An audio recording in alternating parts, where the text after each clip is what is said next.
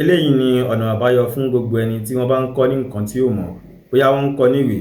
àbí wọ́n ń kọ́ ní kéwú àbí pé ó tiẹ̀ lọ kọ́ṣẹ́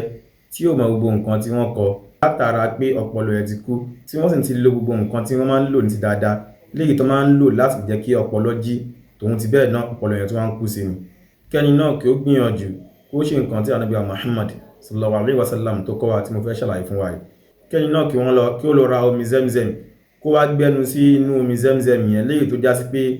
tó bá ṣe ń ka àwọn àdúrà tí mo fẹ́ ṣàlàyé fún wa, léyìí tí mo sọ pé Ànábì kọ́ wa, atẹ́gùn tó bá ń jáde ní àti ẹnu ẹ̀ á máa bọ́ta dàrẹ́ẹ̀tì sínú